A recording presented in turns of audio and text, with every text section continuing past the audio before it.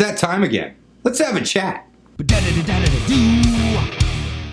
So today we're talking to Robert from Alberta, Canada. He's from the Great Gatsby, big town of 26 people out there. So they have the internet of a town of 26 people. So if we have any interruptions in the middle of this chat, that would be why. So apologies on both our ends.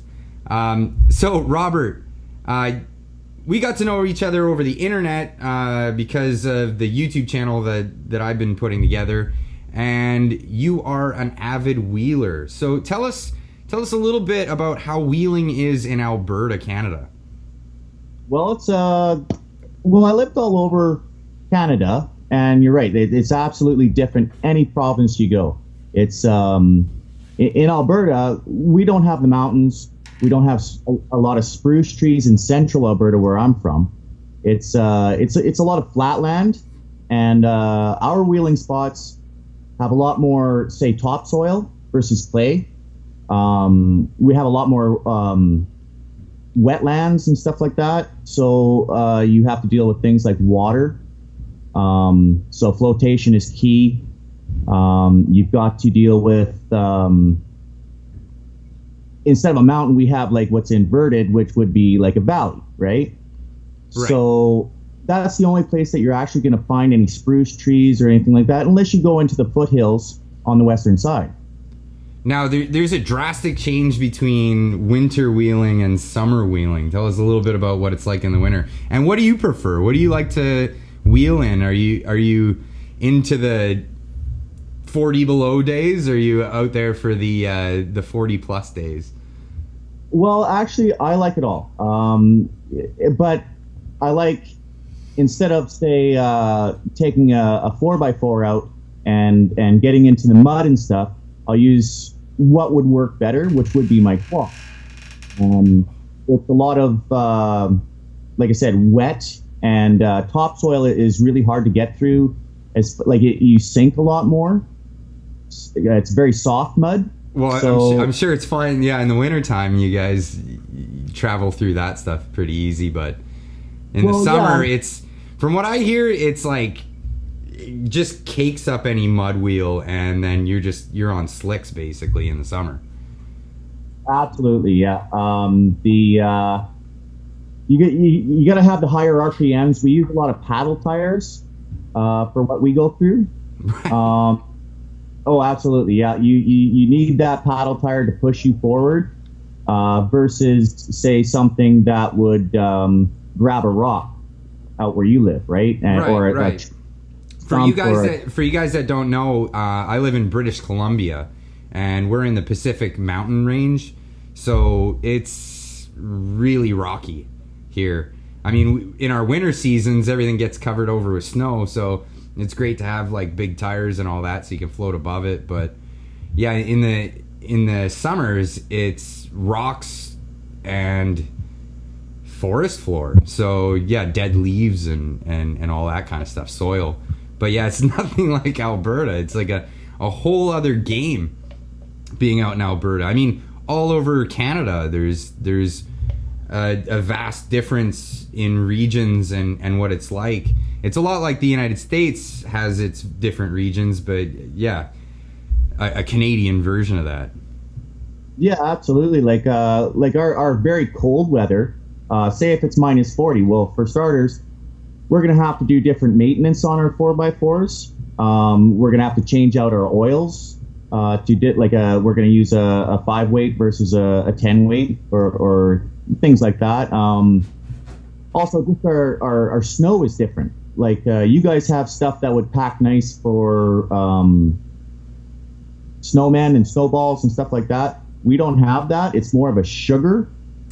Right. So you can ask. Out here, we call it champagne. That's what you find up on the mountain when it's really cold up there, right? Exactly, right? And you can get stuck in like 6-8 inches because it's got ice underneath because of this. It gets so cold in the fall. It'll put a nice little, like, as rain turns into snow, all that rain turns into ice underneath this sugar. Right. So it you can actually get really stuck, and you're on flat ground because mostly flat around here, but you can't push through because there's such a crust on top and sugar underneath that. Well, it's just like driving on ball bearings. Right. So like a lot of people, they think flat ground wheeling, how fun can that be? So explain a day out and tell the people why, like, wheeling in the prairies is, and like, because you have you drive Overlander type vehicles, right? You're not a rock crawler or a mud bogger. You're still doing the overland experience, but how is that fun on flat ground? Explain that. Well, the fun comes in when, because we also have very, very high winds out here. So our drifts are very, very hard. Like, you can take a half-ton truck and sit on top of an 8-foot drift, no problem. You won't even leave a track in some spots, right? But the fun part comes when you do fall through.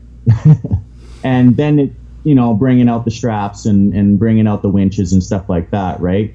And it's a lot of ramming through stuff versus that slow, controlled locker crawl, right? Where you can put the snow underneath you, right? So you've got to hit it really hard, and you're going to get 5-10 feet, and then your buddy's going to have the strap on the back of your vehicle and pull you back. Right, right. Well, the fun part about snow is it's kind of like the mystery. What's under there, right? Yeah. I'm sure it's much the same over there. And yeah, you could be going along and all of a sudden there's a log. Actually, I saw a video you posted on Facebook where your friend was in front of you and there was a log and it shifted the whole tail of his vehicle right out on him. Oh yeah, through over 3 feet. And we weren't going fast by any means. We were just kind of 4 kilometers an hour. But that was actually a little bit of a different day. It was +9, which is unheard of for, unless we get Chinooks. It was. Okay, you got to explain what a Chinook is. There's so many people that just probably don't even know what that is. Okay, well, a Chinook is when the warmer winds come off your neck of the woods and they blow into our neck of the woods. And so where you have, say, a +5 day or something like that, that's a usual winter, like +5 to -15, I'd say, somewhere in there. Right. Okay, well, those winds will carry over, usually through the southern part of Alberta, and they'll carry over into us, right? And we'll get this beautiful, like, it'll be -40, and then within 2 days we're in the pluses, and only for a couple days, but it's definitely welcomed. Yeah, I've never been out there for one, but I heard that, like, it could be the middle of February and people are outside in t-shirts. Oh yeah.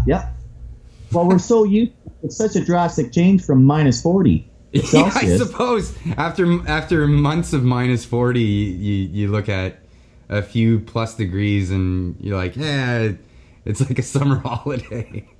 Oh, the top comes off the tracker and off you go to the races, right? It's pretty.